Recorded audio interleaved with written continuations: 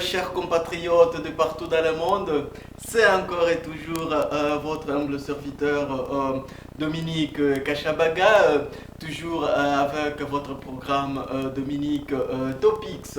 Et sans tarder, aujourd'hui je suis venu vous parler sur un problème qui concerne surtout la population du Kivu, la population de Bukavu.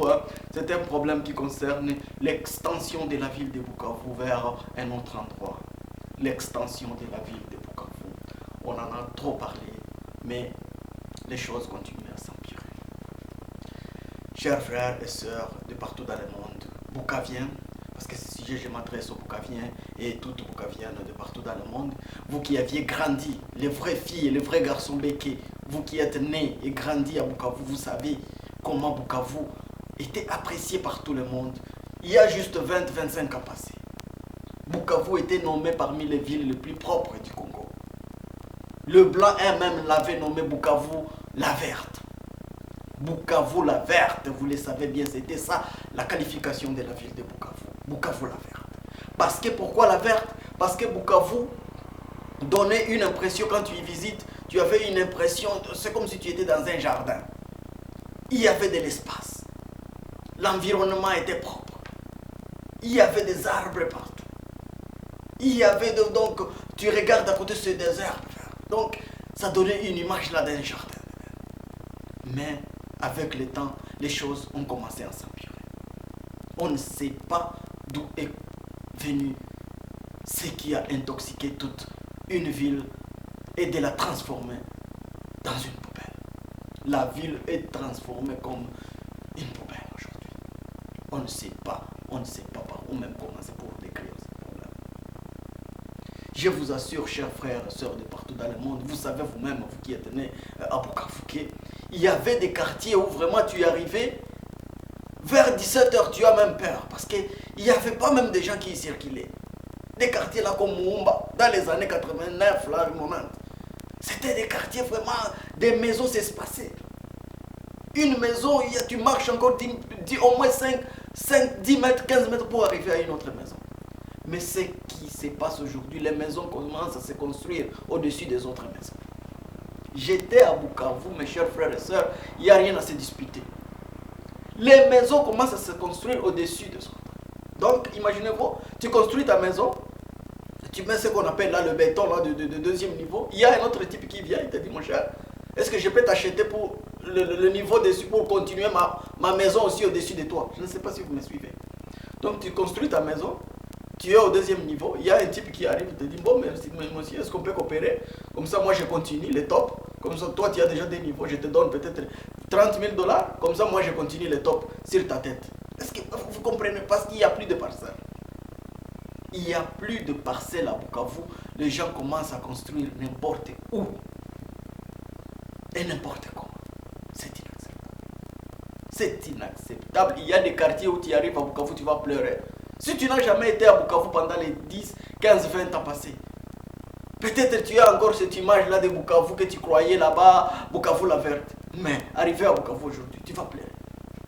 La ville de Bukavu est étouffée. On me dit que presque tous les villages de Ngweshe est descendu à Bukavu. Donc tu es dans la ville, c'est le Machi, le Kirega, le Kibembe qui se parlent. On ne refuse pas que les gens puissent venir, mais ça a transformé toute la ville complètement. Je me suis senti comme si je suis dans une ville inconnue. Moi qui ai né et grandi à Bukavu. Des figures inconnues, donc toute la ville est transformée. Arrivé à Nyawera, aujourd'hui, il y a d'embouteillage, tu te demandes d'où viennent ces gens. La saleté dans la ville, donc tu te demandes, Jesus, qu'est-ce qui a transformé la ville comme ça? Dans juste 15 ans, qu'est-ce qui s'est passé? J'ai demandé aux quelques anciens de la ville, ils m'ont dit que après les guerres dans des villages, ces massacres, ces viols dans des villages, tous villageois de Ngweshe, de Mumosho, de Sepenyangensi, de Lualungu, de Kabare, sont tous descendus à Bukavu pour fuir des crimes dans des villages. Alors, en descendant en groupe comme ça, ils ont commencé à construire partout. Ils trouvent seulement 2 mètres de terrain, ils construisent sa petite bicoque là. Et c'est comme ça petit à petit que la ville s'est étouffée. Il y a des quartiers où, je vous assure, chers frères, vous qui êtes nés à Bukavu, Vous savez le quartier Kansayo là-bas. Ce n'est pas même un quartier, mais c'est le quartier des cimetières. Parce que c'est là où on partait enterrer les morts. Les Kansayo là, je vous assure que c'est rempli de maisons. Il n'y a plus de cimetières. Il n'y a plus de cimetières. Tu arrives à Bukavu, tu regardes les Kansayo, ce sont des maisons et des maisons. Tu te demandes, Seigneur, est-ce que c'est déjà vraiment... Au moins que tu ne sois pas né à Bukavu pour venir acheter une parcelle. Parce que quelqu'un qui connaît qu'on enterrait des morts là-bas, il ne peut pas oser. C'est ça le problème. Donc nous avons des gens inconnus qui arrivent à Bukavu avec leur argent de coltan, venant dans des villages. Alors ils s'en foutent, partout où tu lui donnes le terrain, lui il achète. Et il construit. C'est ça. Et puis tu te demandes, les autorités provinciales aussi, les autorités provinciales, vraiment il faut vous tenir debout. C'est pourquoi la seule solution que nous avions trouvée ici en Occident, en parlant avec quelques autres amis boukaviens, nous avions conclu que la seule solution qui peut se passer, parce que détruire une maison de quelqu'un qui l'a déjà construit aussi, par sa sueur, c'est pas bien. Parce que quand il a acheté cette parcelle là-bas, l'État savait. Le gouverneur voit tout ça. Alors, pour venir me lui dire, non monsieur, sortez, nous allons détruire cette maison, c'est trop tard.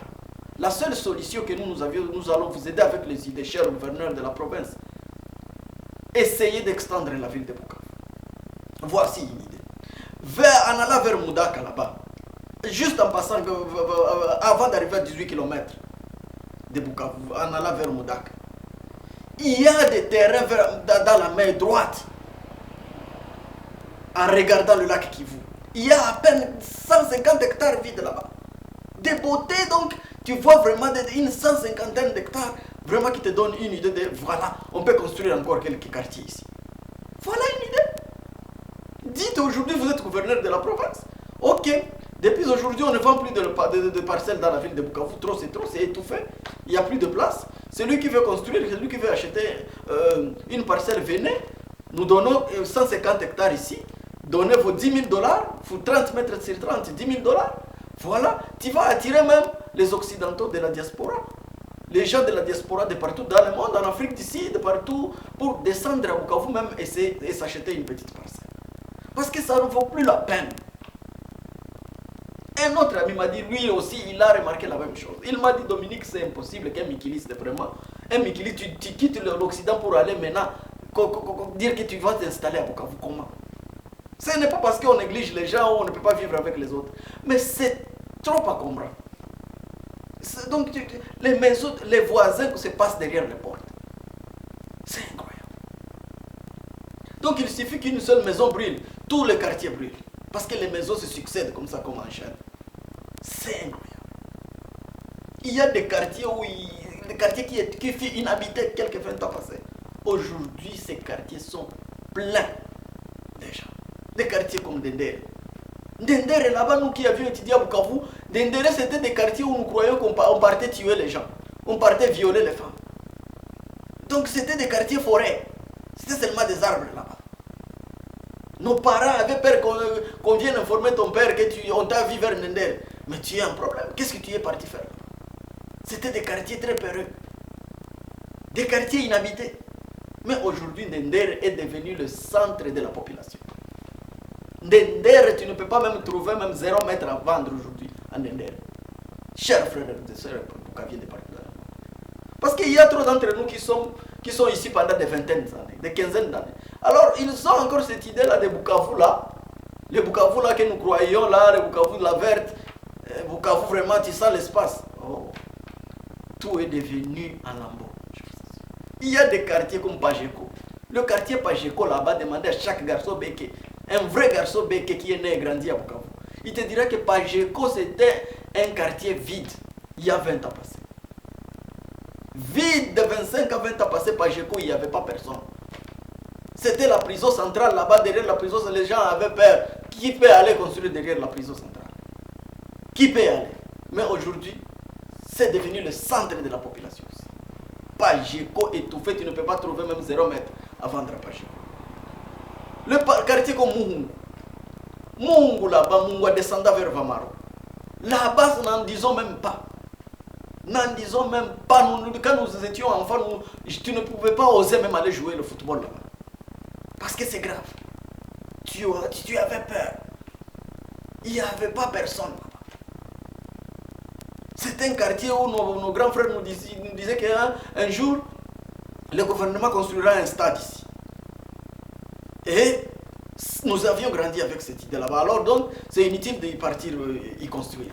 Mais aujourd'hui, je suis passé à Bukavu, c'est le centre de la population. Même le projet du stade là de Mungu, il n'y a pas même moyen de le commencer. Parce qu'il y a la population partout, des maisons se construisent au top des autres. À Mungu. Vous le savez, vous habitez à Bukavu. Et j'étais à Bukavu, la population trouve ça normal. Parce qu'ils ont vécu dans des désordres pareils pendant longtemps. Ils commencent à accepter tout. C'est ce qui choque. Et ils ne font pas pression aux autorités parce que pour eux, tu peux faire seulement pression à l'autorité locale quand tu trouves que tu es gêné. Ta liberté est gênée. Mais pour eux, la liberté n'est pas gênée. Ils sont normalement vivants avec ça. Il n'y a pas de problème.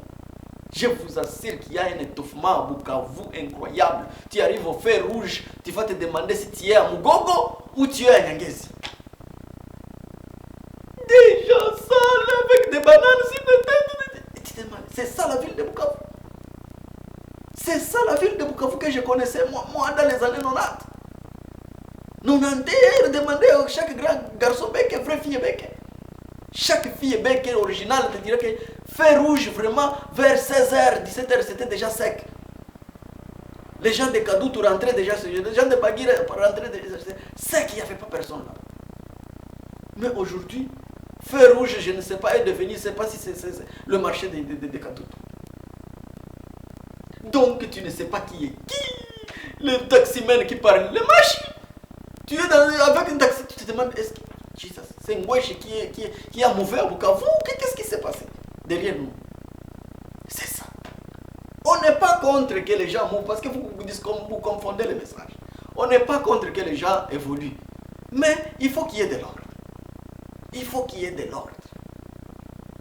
Construction anarchique à Bukavu, ça tue la beauté, donc la ville n'a plus de sens. Même si vous construisez quelques routes, vous réhabilitez quelques routes, ça n'a pas de sens. Ça n'a pas de sens. L'avenue du gouverneur là-bas, c'était un quartier vraiment très respecté. L'avenue du gouverneur à Bukavu, c'était un quartier le plus respecté. Mais aujourd'hui, l'avenue du gouverneur est remplie de maisons, de bicoques au top des bicoques. Les gens commencent à sociéter des parcelles au top de leurs toilettes. Donc tu ne sais pas même, tu achètes une parcelle et tu te demandes comment même marcher pour arriver de chez moi. Il n'y a pas même une petite chemin, une petite trace pour descendre et toquer ta porte. Il n'y a pas. Alors les gens commencent, tu achètes la parcelle et tu négocies aussi le chemin pour y arriver. Parce qu'il n'y a pas de chemin. Construction anarchique incroyable au monde. Cher gouverneur de la province, tiens-toi comme un homme. Comme je te l'ai dit encore ici, nous avions conclu que c'est difficile de dire que tu vas commencer à détruire ces maisons parce que c'est trop tard. Vous les avez déjà vendues. Vous aviez déjà mangé de l'argent. Les cadastres ont déjà mangé de l'argent. C'est trop tard. La seule chose pour éviter ce problème encore, pour s'aggraver de plus, c'est seulement essayer d'épanouir la ville. Nous te donnons une idée. Avant d'arriver à 18 km, vous le savez, juste en passant vers Kitumaini, dans la route là qui part vers l'aéroport de Kavumu, avant d'arriver à 18 km, je crois que c'est presque 14 km de Bukavu. Dans la main droite, en regardant le lac Kivu, il y a une 150aine d'hectares là-bas, vide, des beautés super. Vendez ce terrain à la population. Dites ok, vous venez avec votre 10 000 $, nous vous donnons 30 mètres sur 30, construisez vos maisons ici. Enough is enough, nous ne vendons plus les parcelles en ville de Bukavu. Il n'y a plus de place. Il n'y a plus de place ici.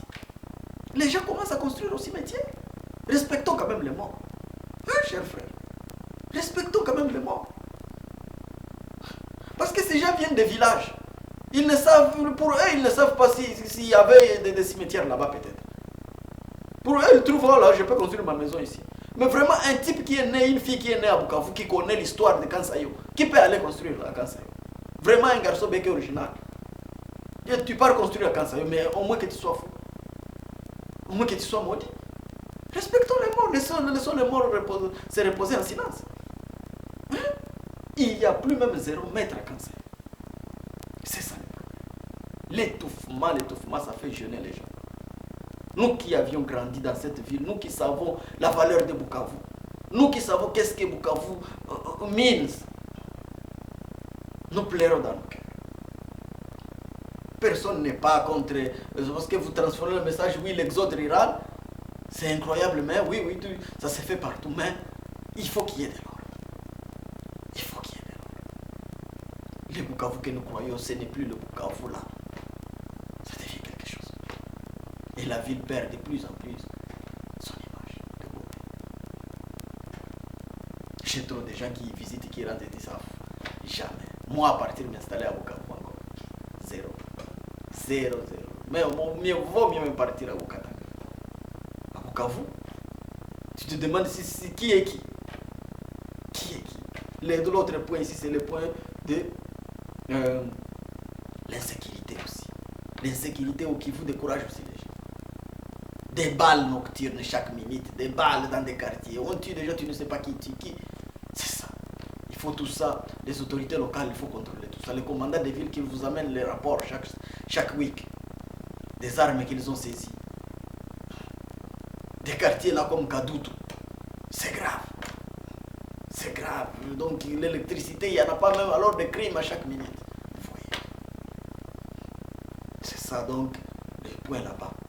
Épanouissez la ville, je me répète encore, vers 14 km de Bukavu. Avant d'arriver à 18 km, là où nous faisions des pique-niques. Les garçons, que vous vous souvenez, il y avait un endroit que nous appelions du 18 km. Là où nous partions avec nos copines pour le pique-nique. Hein? Les vrais garçons, qu'est-ce que vous oubliez? Vous oubliez c'est quoi? Hein?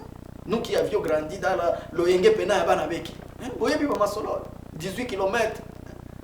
Si tu as un petit chéri, tu as un polo, drapeau Amérique. Yo peux me danser. Bokeh pique-nique. On va nostalgie, on a dit le etika. Etika na yé. Yango on a vraiment. Quand nous nous retournons maintenant à Bukavu, nous voyons tout ça. Ça nous choque. Ça nous choque. Ouais, c'est ça. Chers dirigeants provinciaux touchés sur ce point, épanouissez la ville vers 14 km de Bukavu. Il y a une 150 d'hectares là, je me répète, vendez ça à 10 000 $, 30 mètres sur 30. Même nous, les Occidentaux, nous allons descendre et acheter des parcelles là-bas. Comme ça, nous pouvons construire de nouveaux quartiers. Nous urbanisons ça. Nous construisons des shopping centers là-bas. Nous construisons des piscines là-bas. Parce que c'est en face du lac Kivu. Nous construisons même un petit beach là-bas. Voilà. Ça donne une autre image de la ville. Et ça va attirer aux autres riches de voir comme les Mikilis commencent à construire ici. Donc c'est ça la nouvelle idéologie. Allons-y alors. Et nous transformons ça comme un quartier de barons de Bukavu. Voilà. C'est ça. Et ça épargne aussi les étouffements de la ville de Bukavu. Donc il faut seulement les idées. C'est ce que je vous dis ici toujours. La pauvreté et la misère et l'anarchie qui tuent l'Afrique. Les idées. Quand tu es une autorité locale, tu n'es pas là pour t'asseoir seulement là. Tu penses comme un computer. Chaque minute. Qu'est-ce que je dois faire pour cette région en tant que gouverneur? Qu'est-ce que je dois créer? Parce qu'en vendant ces parcelles, la région aussi gagne de l'argent. Imagine-toi si tu trouves 10 000 clients. Dans un coup comme ça, dans une année, 2 ans, tu as 10 000 clients. Multiplie ça par 10 000 $, 15 000 $. Mais la caisse de l'État est full de millions de dollars. Voilà. Et nous construisons des routes avec cet argent à Bukavu.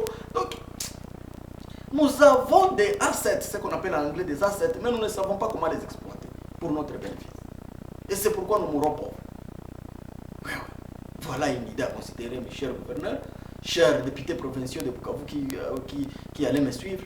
Vraiment pressés pour cette idée, poussés pour cette idée, qu'on épanouisse la ville de Bukavu vers 18 km avant d'arriver à 18 km, chercher un endroit là en face du lac Kivu très propre, vendez des parcelles. Tout le monde que je connais ici en Occident de Bukavu va descendre et acheter une petite parcelle. Je vous assure. Et la caisse provinciale va faire de l'argent, va faire des millions. Nous construisons des maternités pour nos mamans. Nous construisons des centres pour traiter nos femmes violées de Bukavu. Voilà. Et la prospérité commence petit à petit. Merci beaucoup de m'avoir suivi. C'est comme ça qu'on bâtit le pays ensemble. C'est comme ça qu'on bâtit nos régions ensemble. Merci. sans pourtant passer trop de temps. J'ai voulu saluer ma soeur au Japon, Zawadi Christine, ma soeur de Bukavu qui habite au Japon. J'ai pas oublié mon petit frère Amani Karume à Kampala. Merci mon petit frère Amani Karume pour ta participation dans mes émissions. Ma soeur Passi Dibala du Facebook, Bea Mulumba d'ici à UK, Jado Chamala, mon frère Jado Chamala à Cape Town, en Afrique du Sud, Eric Bashige, on est ensemble, et sans oublier Rafiki yangu wa Nairobi, Rafiki yangu Julia Kikuyu, amani kwako dada, tuko pamoja, asante Julia. Ok, à suivre, bye bye, on est ensemble.